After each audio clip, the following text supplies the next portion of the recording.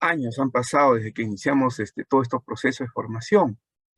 Y siempre me pregunto cuánto hemos logrado transformar, cuánto hemos logrado cambiar, cuánto realmente lo que vamos haciendo genera proceso de transformación.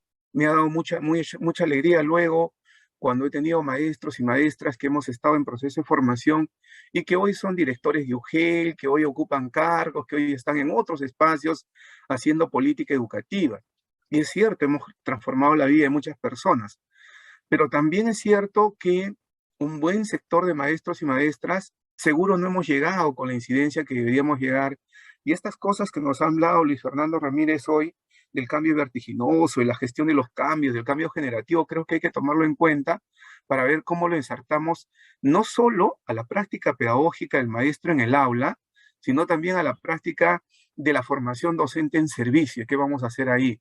Miren, hemos vivido 2 años de pandemia y nos planteamos nosotros eh, escribir un poco sobre lo que habíamos vivido, sobre lo que había pasado con estos 2 años, en algunos puntos que creo que son medulares que nos tiene que llevar a reflexionar. ¿Y por qué tenemos que iniciar un proceso de reflexión? Porque no podemos pasar 2 años construyendo un conjunto de saberes y aprendizajes y no generar un conocimiento sobre eso que hemos pasado. Hoy, gracias a la invitación de los amigos de la Universidad La Salle, de Walter Gutiérrez, estoy con ustedes, creo que no tanto para enseñar, sino más bien para generar un proceso de reflexión sobre lo que hemos hecho, sobre lo que tenemos pendiente y sobre lo que debemos hacer hacia el futuro, hacia lo que vamos a ir construyendo, ¿no? Fundamentalmente lo que estamos haciendo en el aula el día de hoy, lo que estamos haciendo en el aula en un proceso clave que tiene que ver con la evaluación y la evaluación para el aprendizaje. Permítanme iniciar esta presentación de hoy, como ya Walter les ha señalado, la he titulado un poco, si queremos decir, buscando la reflexión desde el mismo inicio, que es evaluar para aprender y aprender para evaluar. ¿Por qué tenemos que centrarnos en esa evaluación para el aprendizaje? Y también por qué tenemos que aprender para evaluar, porque hemos cometido en algunos momentos errores muy fuertes respecto a la evaluación. Hemos separado la evaluación de los procesos de planificación. Y eso nos ha llevado a pensar y a creer que el proceso de evaluación, que la evaluación misma, está desconectada de la planificación, de la enseñanza y del aprendizaje, y que es un momento aparte, que es un momento ajeno a estos procesos que llevamos en el aula con los estudiantes, con los maestros. Y esto implica, entonces, que tenemos que volver a plantearnos qué hemos estado haciendo. Y parto de una pregunta que surgió mucho el año pasado, en octubre, noviembre, diciembre del año pasado, eh, hasta un sentido de queja de los maestros y maestras. Y entonces yo me hacía dos preguntas que se los quiero plantear ahora a ustedes. La primera tiene que ver si la evaluación es un acto de justicia. Cuando yo evalúo, ¿estoy haciendo justicia a las acciones de los estudiantes? Cuando yo evalúo, ¿estoy pues actuando de manera justa con lo que los estudiantes hacen? Y la segunda pregunta es, ¿pierden autoridad los docentes cuando no califican los aprendizajes de los estudiantes? ¿Y por qué planteo estas dos consultas, estas dos preguntas? Porque el año pasado, cuando se planteó esta ruta de la continuidad en el aprendizaje, muchos maestros decían que no era justo que los estudiantes pasaran de año sin haber hecho nada, que no era justo que un estudiante que había cumplido con todo pasara de año igual que un estudiante que no había cumplido con nada. Entonces decían, ¿por qué están permitiendo que estudiantes que no han hecho nada pasen de año? ¿Y por qué están permitiendo igualar a dos estudiantes en la misma condición? Llevaban entonces la evaluación a una acción de justicia. Decían que ellos perdían autoridad, decían, el ministerio con esta norma nos está quitando autoridad, nos quita autoridad, porque entonces el estudiante el próximo año va a decir, no hago nada porque igual voy a pasar de año.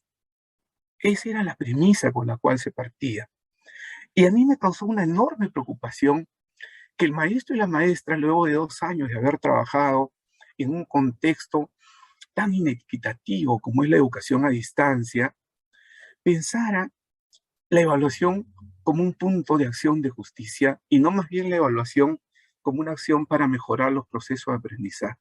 Una evaluación para aprender, una evaluación que permita al sujeto que es evaluado aprender mejor sobre lo que está haciendo, sobre lo que está aprendiendo, sobre cómo está aprendiendo, y también una evaluación para aprender desde el sujeto que evalúa, desde el sujeto que enseña.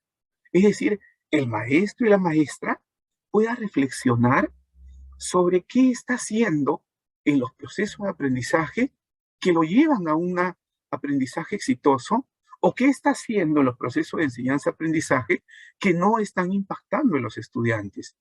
Es decir, esa evaluación de dos aristas, esa evaluación mirada para el aprendizaje del estudiante, pero también esa evaluación mirada para mejorar los procesos de enseñanza.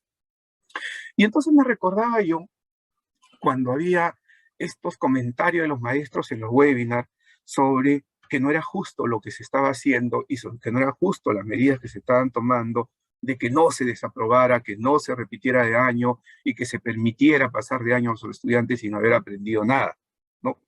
Y recordaba yo lo que decía Rebeca Nijois, ¿no? Rebeca Nijois dice, porque todavía está viva y está en uno de sus textos que son muy importantes sobre la evaluación formativa, nos decía que muchas veces las acciones de control de los procesos de evaluación han ganado tanta preeminencia que es la que va a redundar en el modelo y en el paradigma educativo del maestro y la maestra.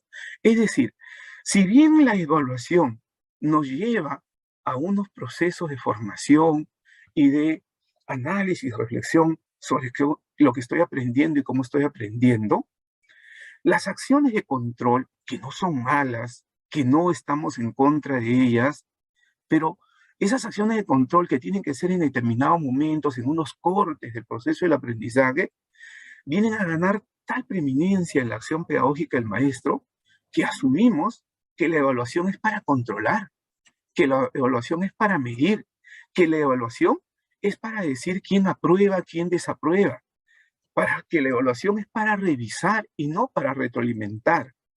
Y entonces vinculamos la evaluación con la autoridad en el aula.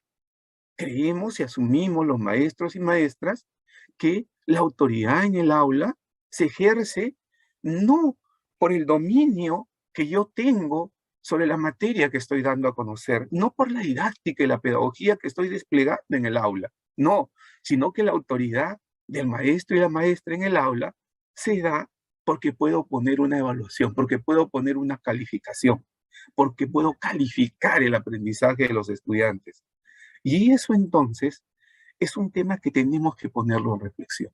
Tenemos que reflexionar sobre nuestras propias concepciones, sobre nuestros propios enfoques, nuestras miradas de la evaluación y el aprendizaje.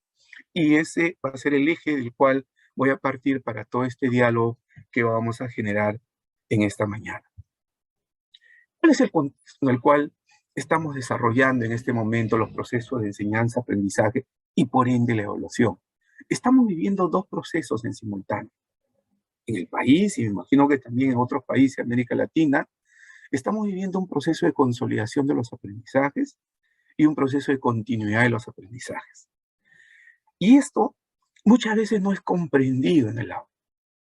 Y cuando va uno a la escuela, se encuentra con ciertos elementos que no lo había permitido, que no lo había previsto, ¿no? Y planificamos de una manera estándar, planificamos de una manera homogénea para todos. Y eso no es cierto.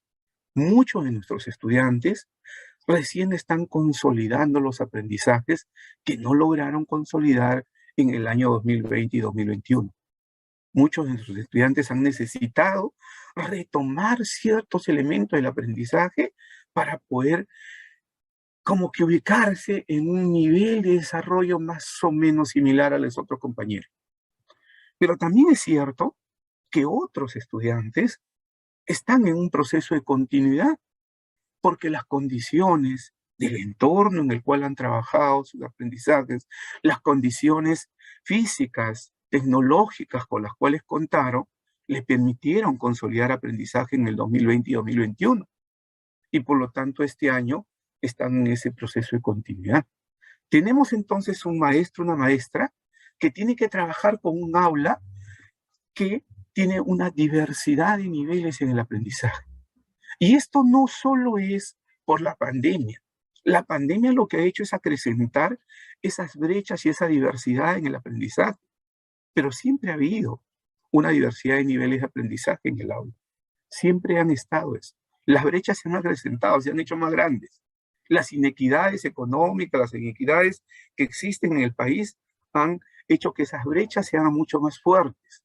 Pero lo real es que tenemos aulas diversas donde algunos estudiantes están todavía en un proceso de consolidación y otros ya están en un proceso de continuidad de sus aprendizajes según el grado, el nivel en el cual se están cada uno de ellos estudiando. Por lo tanto, el maestro o la maestra lo que tiene que hacer es comenzar a trabajar una planificación y una evaluación que brinde apoyo, que brinde anamaje, dar la mediación al estudiante para el proceso de aprendizaje. Tiene que comenzar a hacer una planificación y una evaluación diferenciada, flexible, focalizada. Esa atención que nosotros necesitamos dar al estudiante no puede seguir siendo una atención homogénea y lineal para todos de la misma manera. Nuestros estudiantes hoy necesitan que la mediación del maestro y la maestra atienda esas necesidades específicas que tiene respecto a sus aprendizajes. En este contexto, hemos nosotros vivido pues cambios y transformaciones. Un poco de lo que nos hablaba Luis Fernando, ¿no? La pandemia ha sido para muchos maestros y maestras un motor de cambios. Es cierto también que de dudas y retos, pero ha sido un motor de cambio, un motor de transformación. Desarrollábamos nosotros en el año 2018, en el 2019, un programa de formación con maestros y maestras de diversas regiones. Y era un programa que tenía dos líneas de formación. Por un lado, estaban las actividades presenciales, el acompañamiento, los talleres presenciales. Y por otro lado, habíamos iniciado un programa de formación en línea a través de las aulas virtuales. Una de las grandes dificultades de los maestros en estos programas de formación era el acceso a las aulas virtuales, por dos condiciones. Una, porque no tenían y no había una predisposición del maestro a insertarse a las aulas virtuales. Y señalaban que no era posible desarrollar aprendizajes de un aula virtual y que ellos no sentían que aprendían nada. Pero la otra condición era el desconocimiento, un bajo dominio de los recursos tecnológicos. No había dominio de recursos tecnológicos. Y de repente, la pandemia nos dice y nos lleva a la necesidad de insertarnos a toda esta lógica de la cual hoy estamos, ¿no? Este congreso mismo que estamos desarrollando de una manera virtual de diversos espacios de América Latina, nos demuestra cómo hemos insertado el uso de la tecnología y las redes virtuales para poder generar procesos de formación. Y entonces los maestros y maestras tienen que romper con esa dinámica tradicional y van a responder a algunas necesidades. Lo primero es la necesidad del entorno digital. Comienza a aparecer en el léxico de nosotros las reuniones en el Zoom, en el Teams, en Cisco, en el Meet.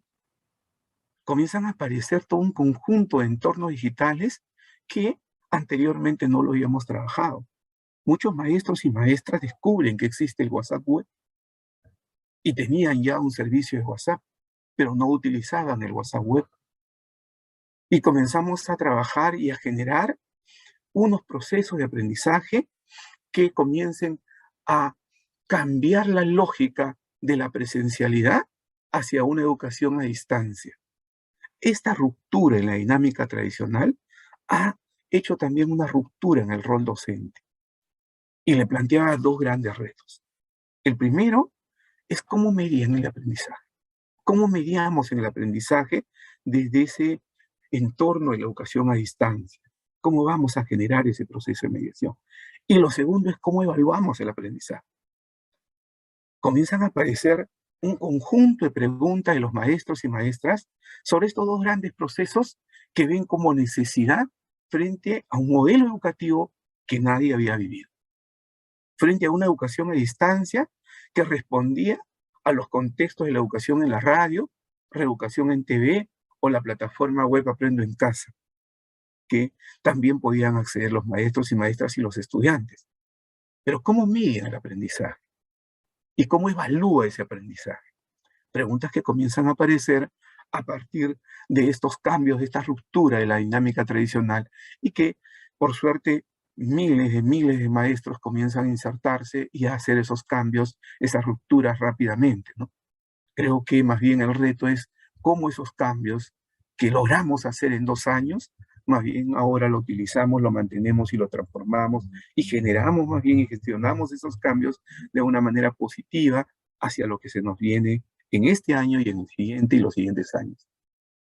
Preguntas claves que teníamos que hacernos en ese momento tenía que ver con las concepciones o los enfoques de evaluación que ponemos en práctica cuando nosotros analizamos evidencia de aprendizaje de los estudiantes. Tenía que ver con lo que un docente en servicio tendría que conocer mínimamente para realizar una evaluación para el aprendizaje. Y hoy mismo todavía tenemos un conjunto de dudas respecto al enfoque por competencias y la evaluación formativa. Es cierto que el enfoque por competencias y el enfoque formativo de la evaluación ya está en el discurso de los maestros y maestras del año 2000. El diseño curricular nacional, el DCN, el 2006-2007, ya está hablando del enfoque por competencias y ya está hablando también de la evaluación formativa.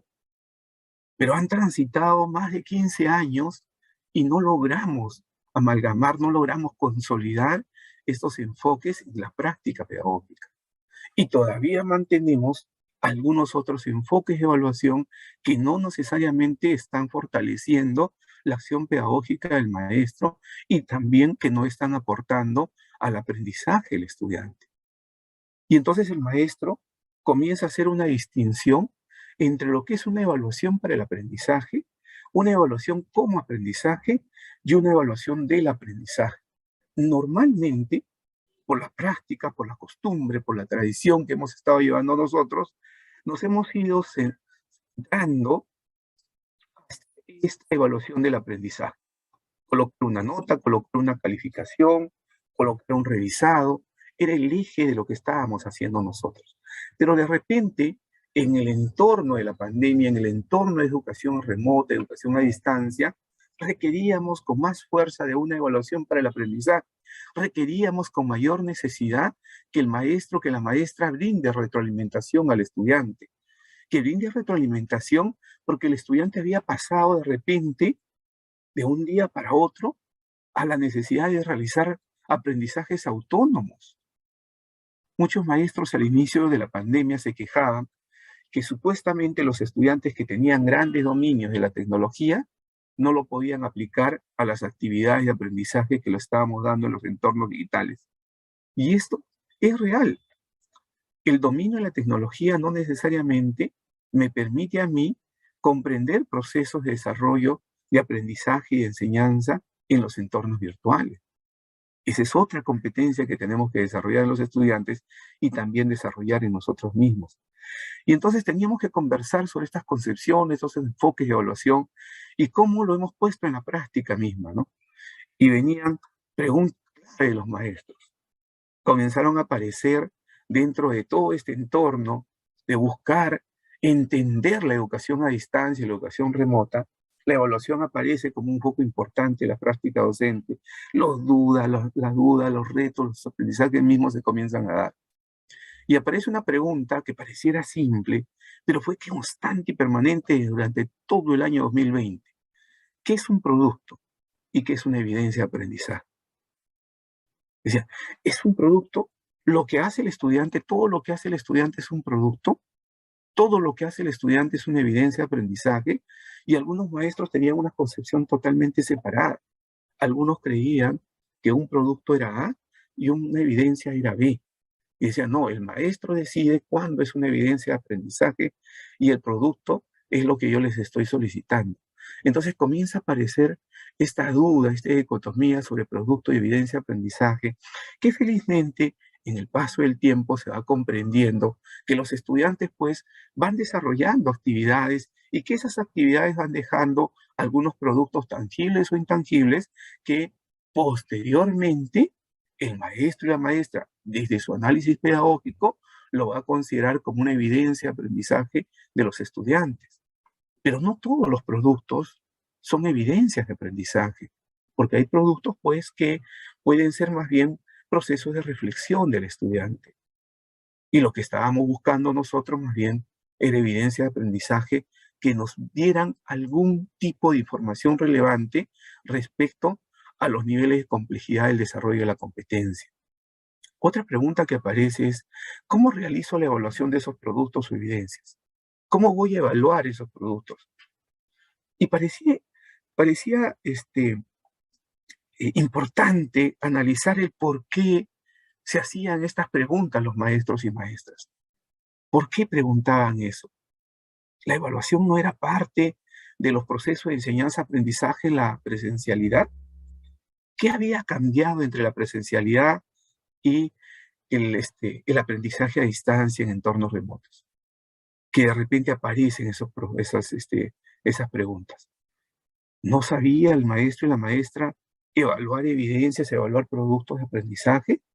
¿O es que lo que habíamos estado evaluando en la presencialidad eran tal vez actuaciones de los estudiantes, trabajo de los estudiantes, pero desde una mirada más subjetiva de lo que yo consideraba que era positivo, era negativo o estaba en un punto intermedio?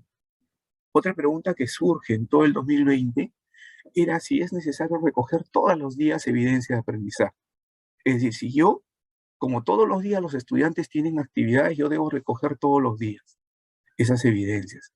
En muchos casos, los directores, directoras de la institución educativa y algunos especialistas de UGEL envían normas y comienzan a decirle a los maestros y maestras, pues, que tienen que recoger todas las evidencias de los estudiantes todos los días. Y los maestros comienzan a hacer baúles, repositorios de evidencias que no necesariamente terminan haciendo un análisis, una reflexión y una retroalimentación. Y entonces, preguntas claves como esta van surgiendo en el desarrollo de lo que estamos haciendo y creo que todavía permanecen hoy mismo, porque todavía hay dudas sobre la evaluación y la evaluación para el aprendizaje, evaluar para aprender. ¿Qué calificaciones vamos a utilizar? El maestro todavía tenía una gran preocupación por calificar el aprendizaje de los estudiantes. El año 2020, muchas de las escuelas, y ahora mismo, en este mismo semestre, en este bimestre que ha terminado, muchas instituciones educativas, pese a que el CIAGIE no está abierto, han enviado las calificaciones de sus estudiantes a los padres de familia. Y no digo, ojo, que la evaluación sumativa, la evaluación del aprendizaje no sea importante y que la calificación no sea importante. No estoy señalando eso. Lo que digo es que también podemos apostar por una evaluación formativa, por una evaluación descriptiva, cualitativa de lo que está logrando el estudiante, de lo que logra, de lo que está avanzando y las necesidades que tiene. Y que a las familias podemos hacerles llegar más allá de las calificaciones, más bien las descripciones cualitativas de lo que el estudiante está logrando hacer, de lo que el estudiante necesita todavía fortalecer con la familia y también en el aula.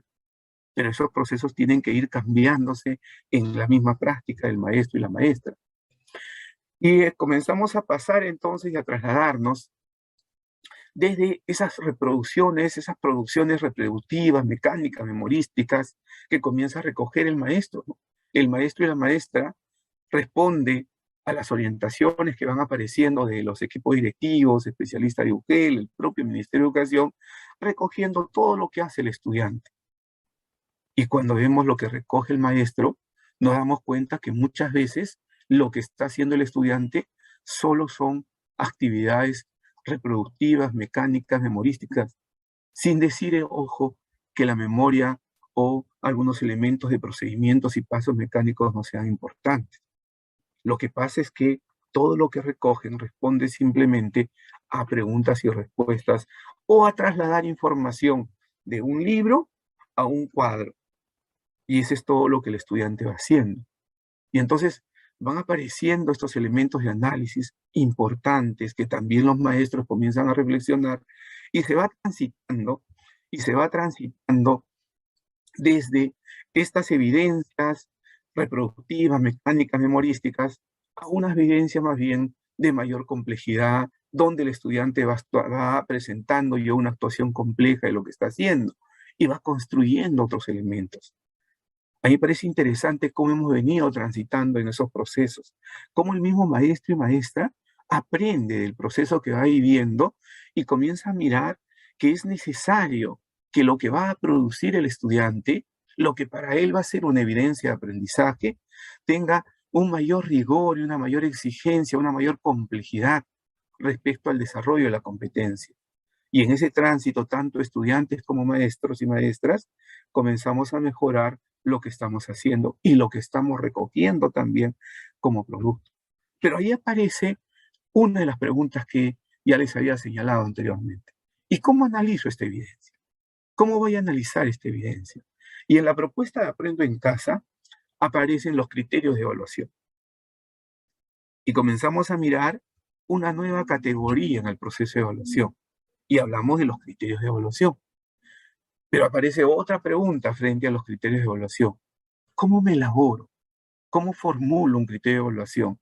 ¿Qué tengo que tener en cuenta cuando yo voy a formular un criterio de evaluación? ¿Qué necesita un docente para evaluar las evidencias de aprendizaje?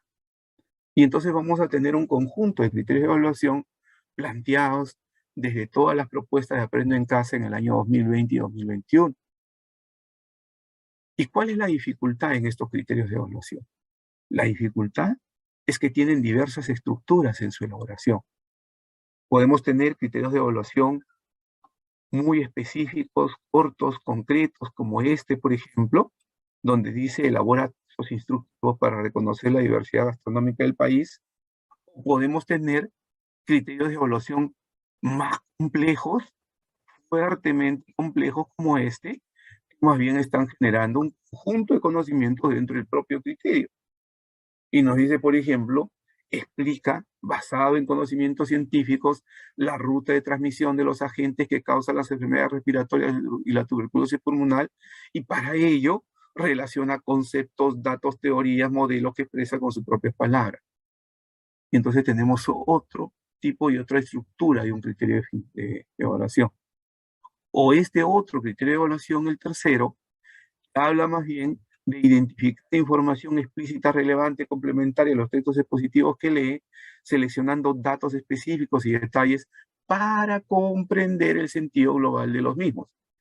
Entonces, vamos a tener diversas estructuras y formas de elaborar un criterio de evaluación. Y ha quedado así. Ya concluyó Aprendo en Casa y este año se le ha dado al maestro el acceso a Aprendo en Casa, pero como un recurso de aprendizaje, y los maestros y maestras tienen que formular, tienen que elaborar criterios de evaluación, pero no hay una orientación concreta, una estructura concreta en la cual se pueda basar. Y tenemos una dispersión, que puede ser también interesante, porque no tenemos por qué homogenizar, ¿no?, los criterios que vamos a utilizar para evaluar. Pero habría que señalar que es el maestro y la maestra quien tiene entonces toda la prerrogativa para poder formular los criterios desde las necesidades que tiene respecto al desarrollo de las competencias. Y no esperar un solo modelo, sino más bien todas las posibilidades que el maestro pueda generar. Y el otro elemento que entra y este año ha vuelto a aparecer y que contradice o se contrapone de alguna manera con los criterios de evaluación, vienen a ser los desempeños. Porque los desempeños están en el currículo nacional. El currículo nacional, cuando nos habla de las definiciones claves del currículo, nos habla de las competencias, de las capacidades, el estándar de aprendizaje y los desempeños. Y nos dice que estos desempeños son descripciones específicas que nos van a ayudar en la planificación y en la evaluación. Pero surgen algunas preguntas a partir de lo que vivenciamos y experimentamos en el 2020 y 2021 con los criterios de evaluación. Y ahora aparecen otras preguntas respecto a los desempeños. ¿Son los desempeños de grado un criterio de evaluación? ¿Debo utilizar los desempeños tal como se presenta en la programación curricular? Por ahí muchos especialistas retornan a lo que hacíamos en el 2019 y dicen que hay que precisar los desempeños. ¿Pero qué significa precisar los desempeños? ¿Que tengo que utilizar la misma habilidad, pero cambiar de alguna manera el contenido específico que voy a trabajar? ¿Y puedo plantear otros desempeños además de los desempeños que están en el programa curricular? ¿Son los únicos? ¿Puedo utilizar desempeños y criterios de evaluación a la vez? ¿Puedo hacer eso? Van a encontrar ustedes muchas escuelas, muchas instituciones educativas donde están utilizando los desempeños y también están utilizando criterios de evaluación. En otros casos han dejado los criterios de evaluación y han pasado a los desempeños precisados. Y en otros no utilizan desempeños y están utilizando criterios de evaluación. Y entonces estamos en una dispersión de elementos que permitan realizar una evaluación para el aprendizaje. Necesitamos entonces generar procesos que nos permitan aprender, pero aprender a evaluar. Y evaluar para el aprendizaje. Esos elementos tienen que ser elementos de análisis ahora. Por eso yo les decía que mi presentación va más a un conjunto de interrogantes y preguntas que tenemos que comenzar a trabajar. Y hoy más que nunca, porque el currículo nacional va a ser actualizado y se está planteando a todos los maestros y maestras del país y a todas las organizaciones e instituciones del país que aportemos a la actualización de ese currículo nacional. Y entonces aquellas dudas que están surgiendo entre este encuentro de educación a distancia, educación remota y el retorno a la presencialidad en un contexto de consolidación de aprendizajes y continuidad de los aprendizajes, todas estas dudas tienen que ser parte de las preguntas y los aportes que tenemos que hacer a la actualización del currículo. Era una fuerte duda que yo se los planteo a todos ustedes. Muchos maestros y maestras asumen y creen fuertemente que los desempeños son de grado. Es decir, que yo tengo que utilizar estos desempeños para el primer grado, no los puedo volver a repetir en el segundo, tercero, cuarto grado, quinto grado de secundaria. Y no puedo en primer grado utilizar un desempeño de los grados superiores. No lo puedo hacer. Hemos construido la idea, hemos construido toda esa idea de las habilidades que nos plantean los desempeños, tengo que mantenerlas en primer lugar sin ningún cambio. Tienen que estar ahí, no los puedo cambiar. Y cuando yo preciso el desempeño, mantengo la habilidad, pero cambio el contenido y eso le denominan precisar el desempeño. ¿Qué sucede entonces? Que en primer grado yo voy a utilizar fuentes históricas. Segundo, voy a explicar la diferenciación entre una narración o una interpretación de un hecho histórico. En tercero, identifico coincidencias y contradicciones y además complemento la información. Y en cuarto, explico que recurrir a una fuente contribuye a una interpretación confiable. Y en quinto, utilizo constantemente diversidad de fuentes que produzco o que también me permiten indagar. Es decir, yo tengo que esperar a tercer año de secundaria para identificar en las fuentes coincidencias, contradicciones y complementar la información. No lo puedo trabajar en primer grado. Y esto creo que tiene que ser analizado. Por eso hablaba yo de una evaluación para el aprendizaje, sí, de una evaluación que permita que el estudiante sea consciente de los procesos de aprendizaje, de una evaluación que permita también que el maestro y la maestra sea consciente de lo que está planteando en la evaluación misma. Pero a la vez tenemos que aprender a evaluar. Y aprender a evaluar tiene que ver con cómo asumo yo y cómo miro yo el desarrollo de la competencia. Y cómo es que yo construyo esa idea de desempeños estancos. Y entonces estamos asumiendo nuevamente los desempeños son estancos y solo se movilizan en un grado. Es decir, el desarrollo, y estoy poniendo solo un ejemplo de una competencia aquí, el desarrollo de la competencia construye interpretaciones históricas, se da por la suma de los desempeños. El estudiante puede explicar diferencias entre narraciones e interpretaciones, se utiliza diversas fuentes históricas para identificar el contexto histórico y esas fuentes, se utiliza convenciones y categorías temporales, y ubica temporalidad, simultaneidades, cambios y permanencias, explica hechos o procesos y conceptos, y se clasifica causas y consecuencias y utiliza conceptos, ha logrado desarrollar la competencia. Y eso creo que es muy grave. Y lo mismo está pasando con las otras competencias del currículo. Estamos mirando los desempeños como desempeños estancos de grado y no estamos mirándolo más bien como desempeños que sí son pues ayuda, que son andamiaje para nosotros, pero que son flexibles y que se pueden movilizar de uno u otro grado y que puedo buscar niveles de complejidad distintos y diferentes.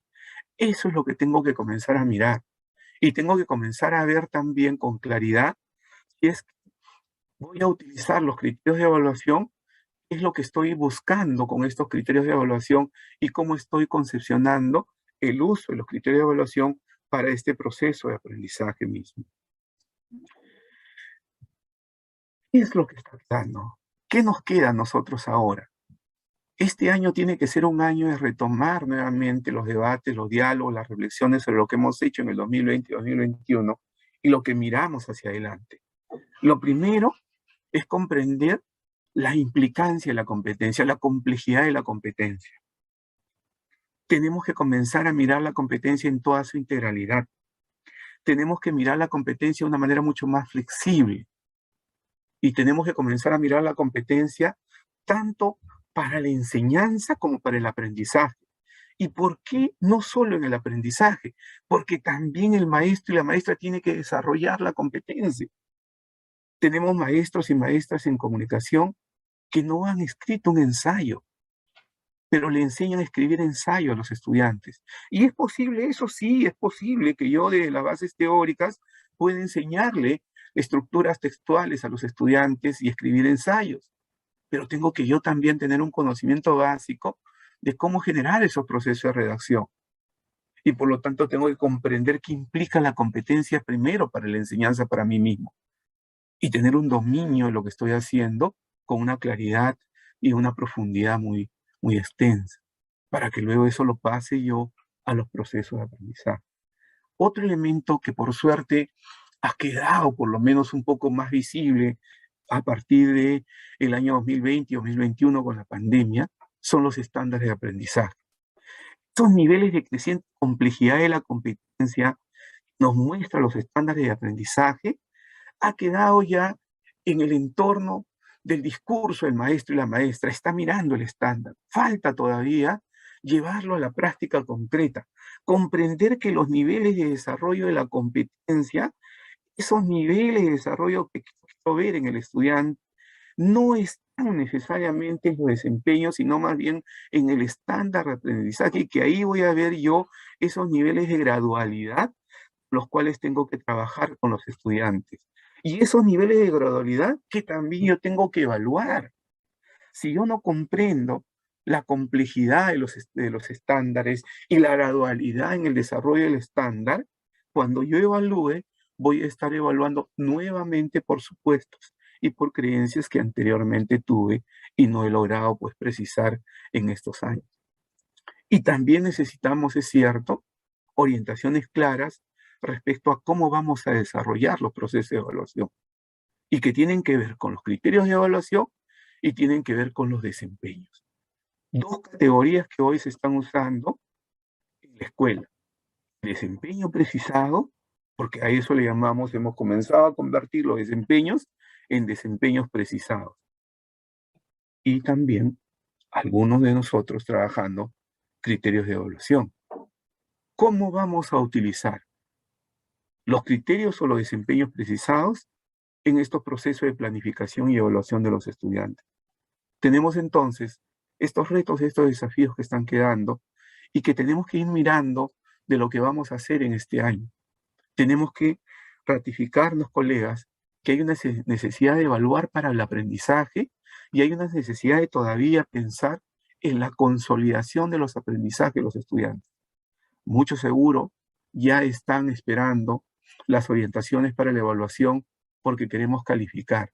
Creo que el eje de lo que estamos haciendo no está en la calificación, sino más bien está en fortalecer la evaluación para aprender, la evaluación para que el estudiante sea consciente de lo que está haciendo y de cómo lo está haciendo, pero también la evaluación para que el maestro y la maestra ponga en duda lo que está haciendo y revise las implicancias de su propia práctica pedagógica en el aprendizaje del estudiante.